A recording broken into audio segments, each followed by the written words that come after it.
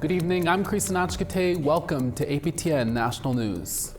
We begin with the school shooting in British Columbia. Several people have been killed in a mass shooting at a northwestern BC secondary school in the small town of Tumbler Ridge, shattering the small community of barely 2,400 people.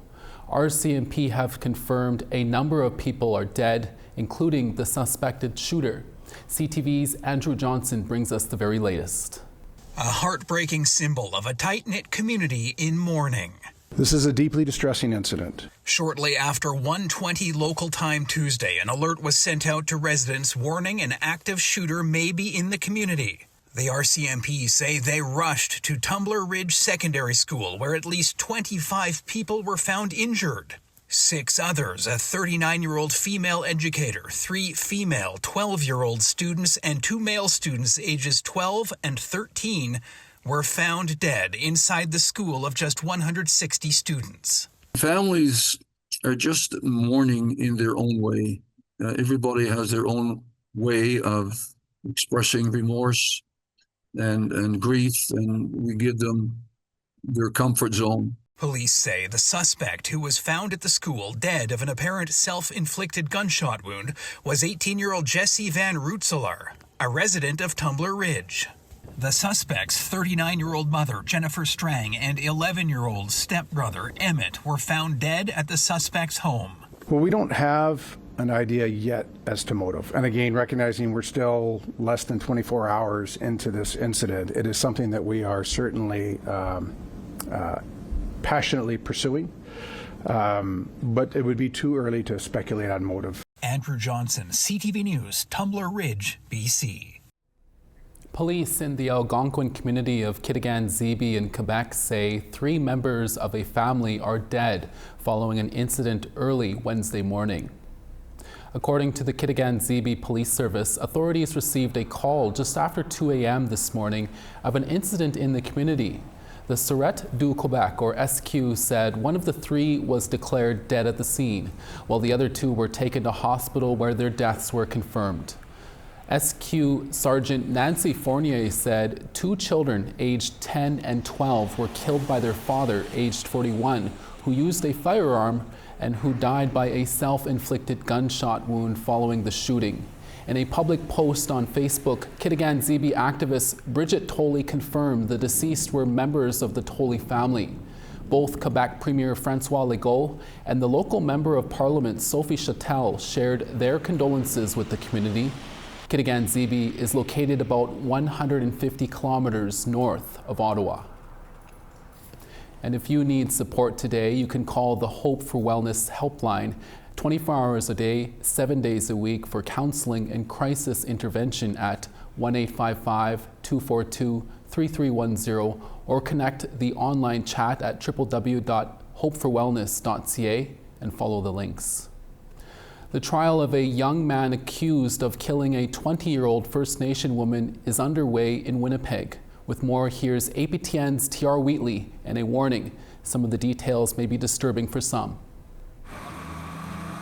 The family of Michaela Gerard Roosin come and go from this Winnipeg courthouse. Wednesday marking day 3 of a trial where the Crown wants to convict now 24-year-old Josh Benoit for first-degree murder for killing Michaela in a home in Steinbach, a small town just 50 kilometers southeast of Winnipeg, in August 2022. RCMP Corporal Jonathan Tucker was the first of 2 witnesses. Back in August 2022, he was a member of the RCMP Major Crimes Unit and assigned to the case.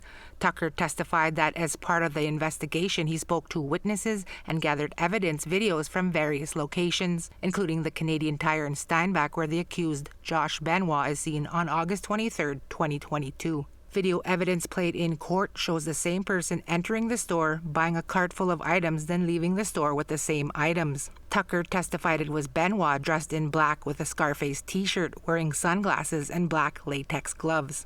Tucker also told the court that a receipt seized that day fits the timeline of the videos and shows a cash purchase of $268.68 was made for 1 black deep storage tote, quick ret concrete mix, 2 fast-setting concrete, 1 33-inch black baseball bat, 1 heavy-duty tarp, 4 rolls of black duct tape. Tucker said the items on the receipt match those seen in the videos. Also shown in court was surveillance video from the apartment block where Michaela lived in Winnipeg that shows her leaving on the night of August 25th, 2022. The other witness Wednesday was the Canadian Tire manager. He described similar evidence as Tucker. Michaela was a member of the Saugeen First Nation. Her body was found on August 28, 2022 on a remote ATV trail.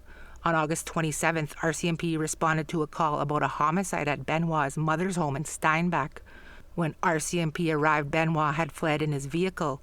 When RCMP arrested Benoit, his car caught fire. RCMP believe he started it while being pulled over. On Monday, Benoit's father testified that he was the one who made the 911 call, which was also played in court. Earlier this week, Michaela's cousin testified that August 25th was the last day she had seen her cousin. Within days of Michaela being found in 2022, the community rallied together for a vigil. Court also heard that Michaela and Benoit knew each other, having met at the Rossbrook House drop-in center where Michaela attended school and worked. Benoit has pleaded not guilty. The trial is expected to go until the end of February with Crown witnesses this week and next. T.R. Wheatley, APTN National News, Winnipeg. Wednesday marks the 7th day of the inquest into Aisha Hudson's death.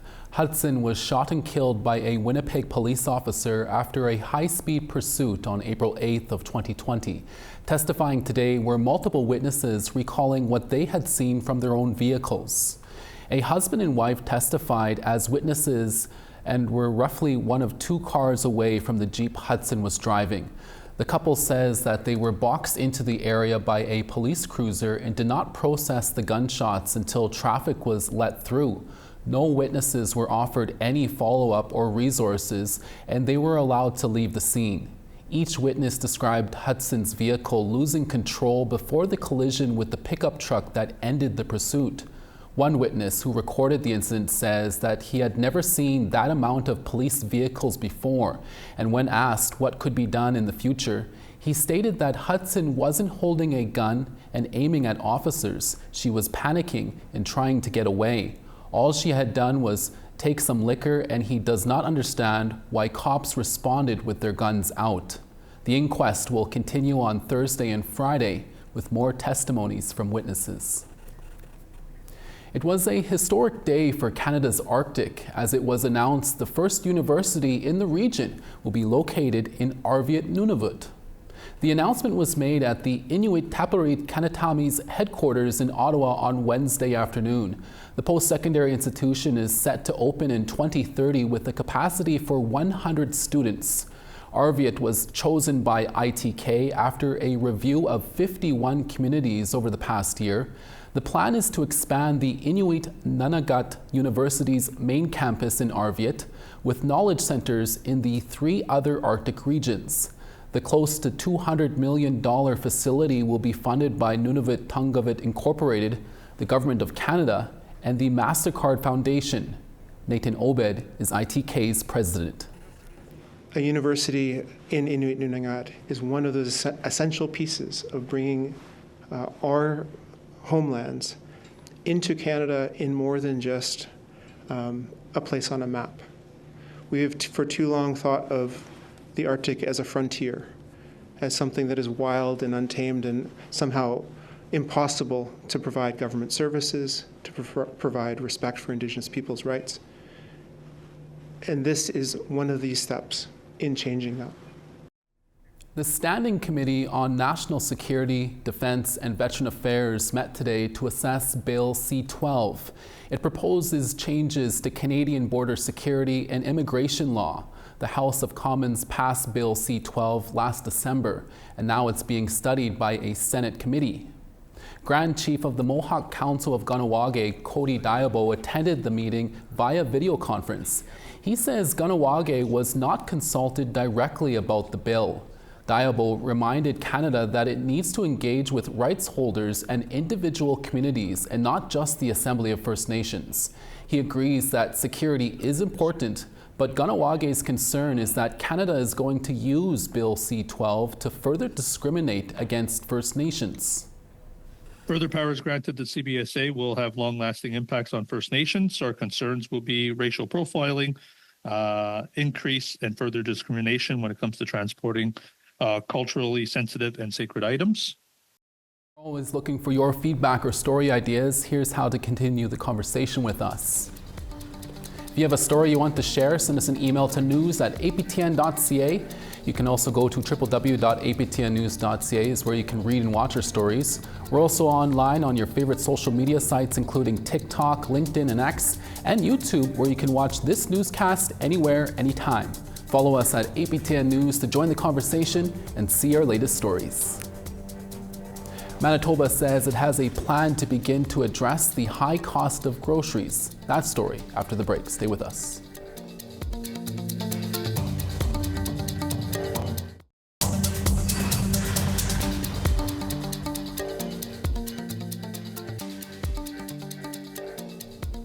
Thank you for staying with us.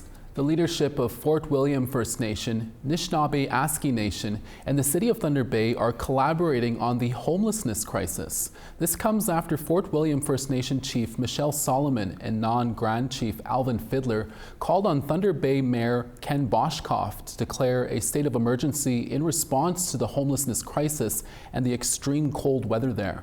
The leaders met recently and agreed to meet again at a future date. Chief Solomon says a disproportionate number of First Nations people are homeless in Thunder Bay. There is a significant population of First Nation people who are, don't have a home in Thunder Bay. And I guess, on my part, I really believe that this is a significantly complex issue that requires, a coordinated effort to start to address. APTN National News reached out to NON and the City of Thunder Bay for comment. A spokesperson for NON said there will be no further comment at this time, while a spokesperson for the city said the mayor's schedule would not permit an on-camera interview. Winnipeg police say they have arrested a man suspected of starting a house fire that took the lives of 2 First Nations women over the weekend. Officers say the suspect is directly related to the victims. Investigators learned that the fire had been deliberately set following a dispute between family members. 18-year-old Tiana Nadaway and 48-year-old Crystal Mary Ellen Beardy were members of the Garden Hill First Nation living in a duplex in Winnipeg's West End neighborhood. The house's porch was allegedly set on fire last Saturday morning. They were both transported to hospital in critical condition where they later succumbed to their injuries. 3 others are also in hospital but in stable condition. On Tuesday, police arrested 30-year-old Douglas Wayne Jr. Nadaway and charged him with 2 counts each of second-degree murder and arson with disregard for human life. Nadaway is now detained in custody. Officer Constable Claude Chansey says 19 people were inside the home at the time of the fire. He says due to the amount of people present, it's miraculous more weren't harmed. The dispute was inside the home, so Mr. Nadaway would have been inside the home when this family dispute erupted. As a result of the altercation, he left the home and used an incendiary device to set the outside of the home on fire. That quickly escalated. The house became engulfed in flames, and everybody, no, I wouldn't say everybody, there was some people that self-evacuated, and WFPS members came rather quickly and helped as they were fighting the fire, did help evacuate other residents as well. A nation in northwestern British Columbia and the province recently signed what they're calling a historic agreement to restart a former mine. While that nation is celebrating, an Alaskan tribal commission is raising concern. As APTN's Sarah Connors tells us, the commission worries that Alaskan tribes are being left out of resource decisions on the other side of the border. It was a historic day for the Tahltan Nation. Last month, the nation signed off on an agreement supporting the reopening of the Eskay Creek Mine project in northwestern British Columbia. The signing shows what is possible when we work together, when relationships are built on trust, accountability, and mutual respect. The BC government is touting the proposed open-pit silver and gold mine 80 kilometers northwest of Stewart, BC, near Alaska, as an economic driver for the province. Operated by Skeena Resources, the mine is projected to create economic opportunities for the Tahltan, hundreds of jobs, and more than $1 billion in revenue. And right now, we're completely powerless. But Alaskan tribes downstream of the mine have concerns about potential environmental impacts on shared cross-border rivers, especially concerning subsistence harvesting.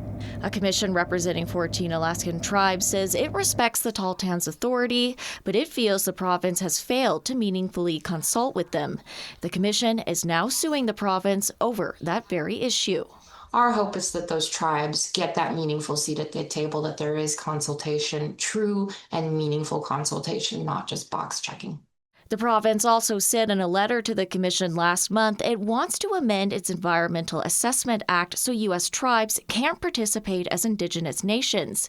It says it doesn't legally owe U.S. tribes the same level of consultation as BC First Nations and plans to consult with them separately through a different process. But the commission argues there's strong legal precedent requiring equal consultation as BC First Nations. They're not following the precedent that was already set. And so this is just critically important because this is our way of life that we're talking about. The province said in a statement to APTN News it has consulted with Alaskan tribes and continues to do so. It declined to comment further as the matter is before the courts. We reached out to the Tahltan central government for comment, but didn't hear back by airtime. Sarah Connors, APTN National News, Whitehorse. When we come back, we'll take you to a language symposium in Yellowknife. Stay with us.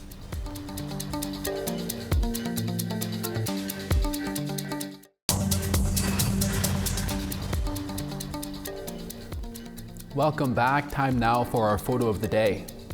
Eric Wilson captured this rare and hard to see ptarmigan near Fox Lake Cree Nation in Manitoba. You have a great eye, Eric, and thanks for sharing that great shot.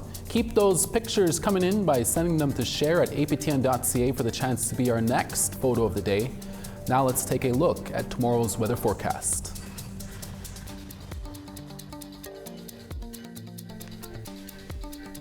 On the east coast, St. John's 2, Charlottetown -2. The Grand River -13, Happy Valley Goose Bay -1. Saguenay -8, Quebec City -1 and sunny. Toronto -4 and partly cloudy, Sarnia -2.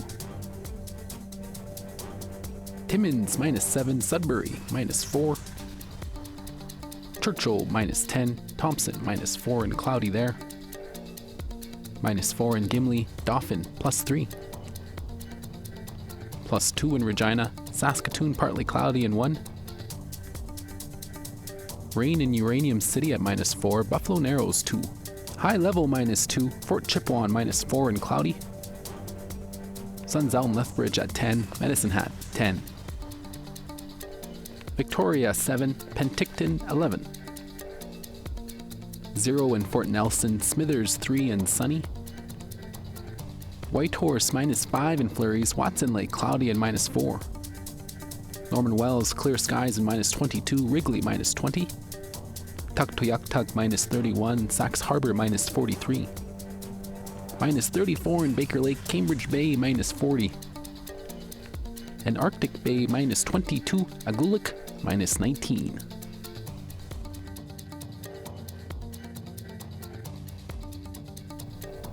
There are 11 official languages in the Northwest Territories, and this week they are center stage at a symposium in Yellowknife aiming to share solutions on how to support revitalization efforts. Forums explore everything from cultural wellness to teaching methods. Our APTN reporter Charlotte Moore-Jacobs has that story.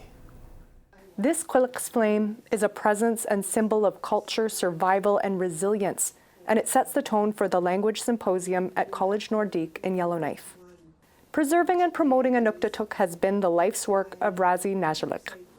In your language, you try your best, and you ask for help when you don't really know how to say this phrase in your language. asking is a big, big tool to have. That's how you get better at it. Her message of humility and persistence reverberates across the roughly 65 attendees meeting in person and virtually for panel discussions on intergenerational connection, transboundary partnerships, language technology, and more. Presenters from Children of the Taku Society in northern BC are sharing their work using a structured research-based system to create highly fluent adult speakers. And that is where the majority of our efforts have been invested in, having elderly speakers hold the burden of transferring the knowledge, and not to adults, but to children, who is our other vulnerable sector of our communities. Trying to advocate for interpreter training, and I don't know where it's at. These conversations come at a critical time. According to 2024 data from NWT Bureau of Statistics, conversational fluency in the territory's 9 Indigenous languages has declined sharply over the past 20 years. Numbers show a large pool of passive speakers, those who grew up hearing the language but do not converse fluently. And there's a significant generational gap with higher fluency rates for elders and critically low rates for youth. Julia Okanak says before you can teach a language, there must be healing from the intergenerational transfer of trauma. Why didn't my mom teach me how to sew? Why didn't my dad teach me how to hunt? Are some of these questions that we get in our programs. And we have to offer these programs because the mothers and the fathers couldn't do that for them. And these programs are very vital to our language before we can do the actual language teaching.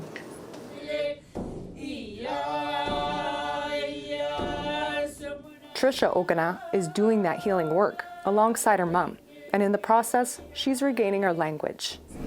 There's not very many people in my generation that have that luxury or that opportunity, because a lot of people have been disconnected from our language and our culture. And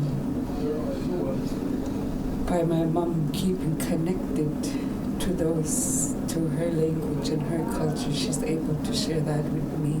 For the Ogana family, preserving language means sustaining identity.